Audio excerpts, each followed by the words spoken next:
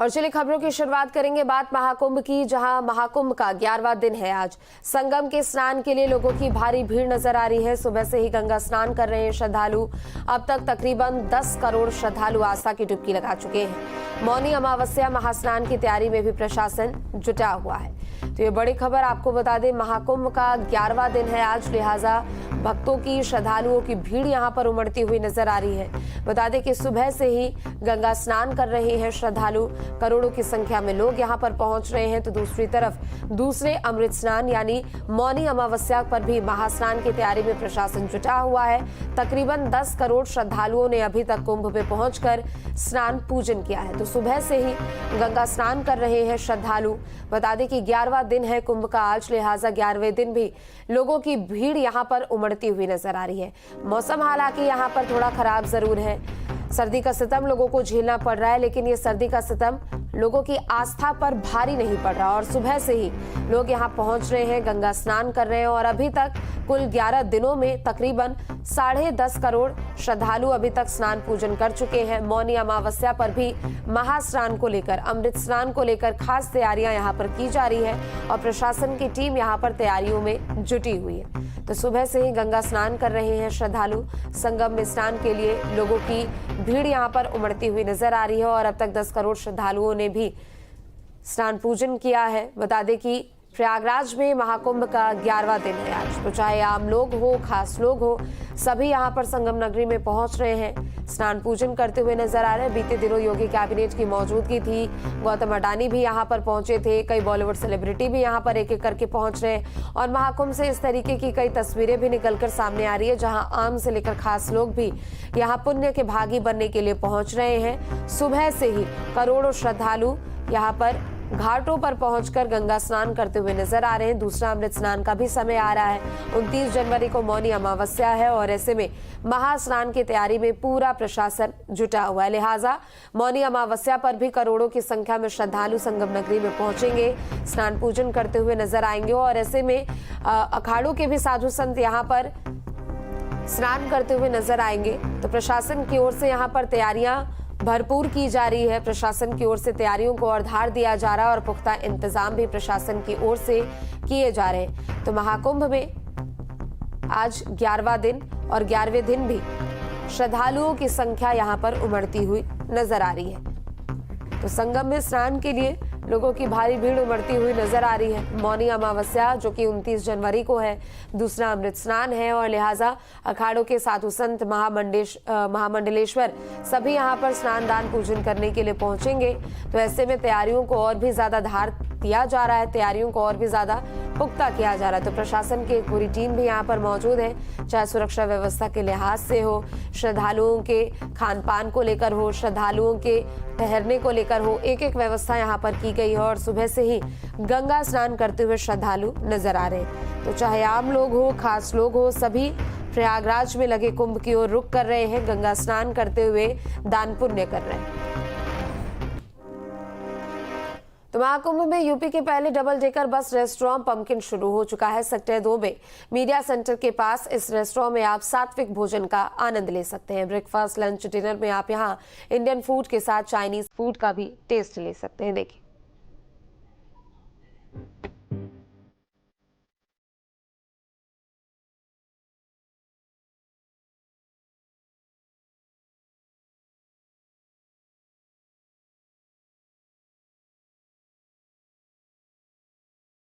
प्रयागराज की धरती पर 144 साल बाद दिव्य संयोग के बीच भव्य और दिव्य महाकुंभ का आयोजन चल रहा है। 13 जनवरी से शुरू हुए इस महाकुंभ की जहां छटा देखते ही बन रही है, तो वहीं हर रोज महाकुंभ में तरह तरह के साधु संत, भक्त भी नजर आ रहे हैं। इस बीच महाकुंभ आने वाले श्रद्धालु लोगों को खाने पीने के लिए कोई दिक्कत परेशानी ना हो, इसका भी खासा ध्यान रखा जा रहा है। दरअसल कुंभ नगरी प्रयागराज में उत्तर प्रदेश का पहला डबल डेकर बस रेस्टोरेंट खोला गया है। ये रेस्टोरेंट मीडिया सेंटर में है। पम्पकिन नाम के इस रेस्टोरेंट में महाकुंभ 2025 की झलक देखने को मिल रही है। इस खास रेस्टोरेंट के ग्राउंड फ्लोर पर जहां किचन है, तो फर्स्ट फ्लोर पर रेस्टोरेंट। प्रयागराज में चल रहे कुंभ मेले में देश विदेश से आए श्रद्धालुओं, तीर्थयात्रियों और पर्यटकों को सात्विक भोजन उपलब्ध कराने के लिए उत्तर प्रदेश की पहली double decker bus restaurant Prayagraj में पहुंच चुकी है। तो आप देखें तो ये डबल डेकर बस रेस्टोरेंट है जिसको जो यहाँ पर प्रयागराज में कुंभ मेले में मीडिया सेंटर के सामने ये इसका रेस्टोरेंट ओपन हो चुका है। और आप देखें तो जो नीचे का फ्लोर है यहाँ पर जो है वो किचन एरिया आपको दिखाई देगा, और वहाँ पर जो तमाम तरह के सात्विक भोजन है, चाहे वो देशी की बात कर लिया जाए और चाइनीज़ की बात कर लिया जाए, साउथ इंडियन की बात कर लिया जाए, वो यहाँ पर उपलब्ध है। तो पहले फ्लोर पर ये किचन बनाया गया है और ऊपर जो है वो डाइनिंग रूम बनाया गया है। तो इसका शुभारंभ हो चुका है और एक तरह से कह सकते हैं कि तमाम लोग वो जो यहाँ पर जो है कुछ खाने के लिए कुछ ढूंढ रहे हैं, उनके लिए ये बस जो है तमाम तरह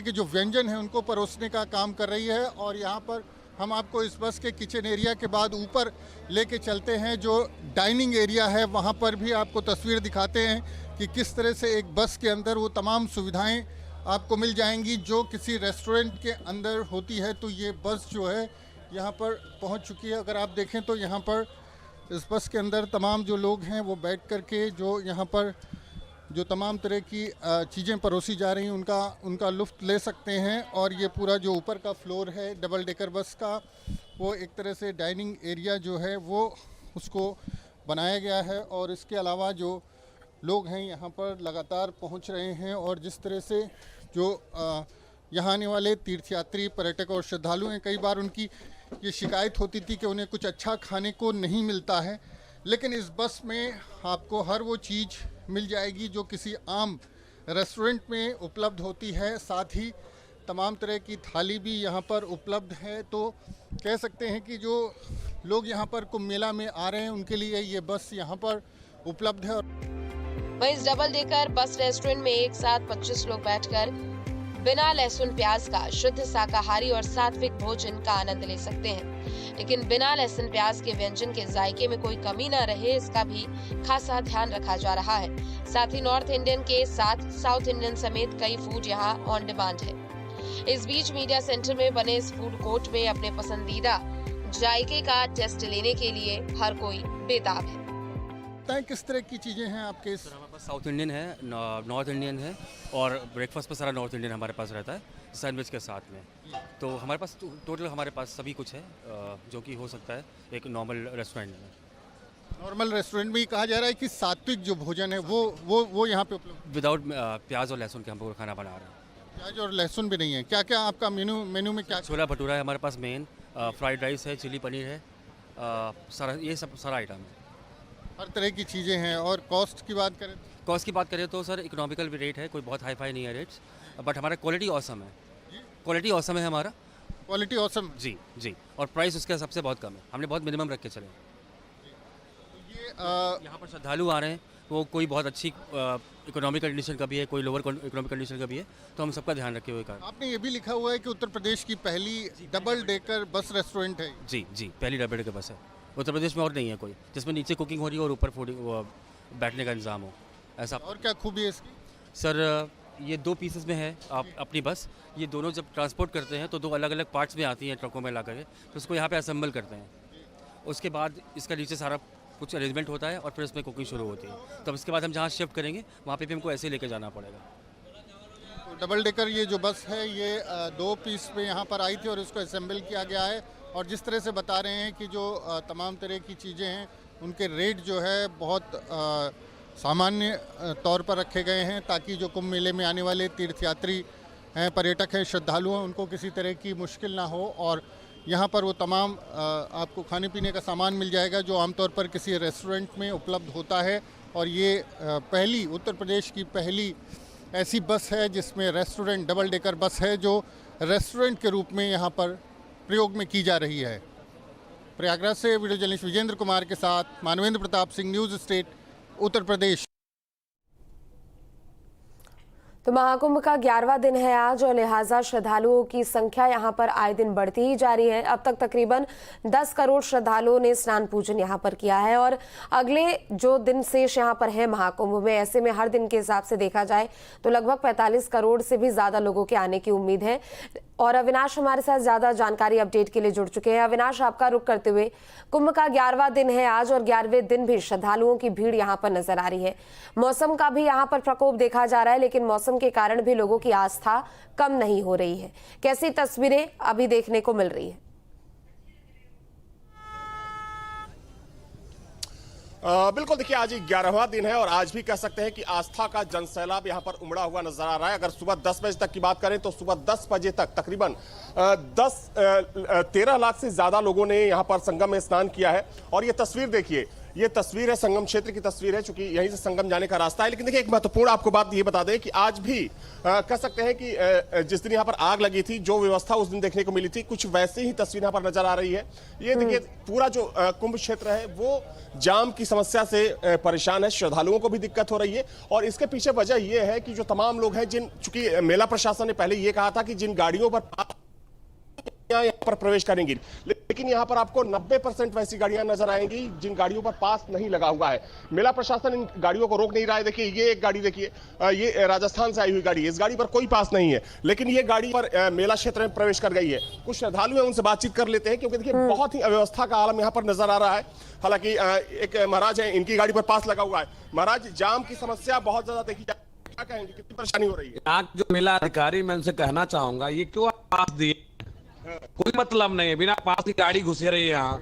और जो आपके पीपा पुल है उसकी भी अव्यवस्थित है, आप पीपा पुल खोल नहीं रहे हैं, संख्या बढ़ती जा रही है, आप अव्यवस्थित काम हो रही है। यहाँ पर एक भी काम जो सरकार को, जो अपने योगी जी चाह रहे हैं, अधिकारी यहाँ नहीं कर रहे हैं। अधिकारी लापरवाही कर रहे हैं। मेला अधिकारी सबसे लापरवाही मेला अधिकारी का है। ये मेला अधिकारी को देखना चाहिए कि जो पीपा पुल खोलना चाहिए, जो पास, जिसके पास पास है उसको भेजना चाहिए। बिना पास का आप भेज रहे हैं सबको, तो क्या होगा? अव्यवस्थित होगा। आपको नहीं लगता कि अधिकतर गाड़ियां जो है बिना पास वाली हैं, जिसकी वजह से जाम लगा है? अधिकतर ये बिना पास वाली गाड़ियां अंदर घुस रही हैं। इसमें सरकार को और यहाँ के अधिकारी को देखना चाहिए।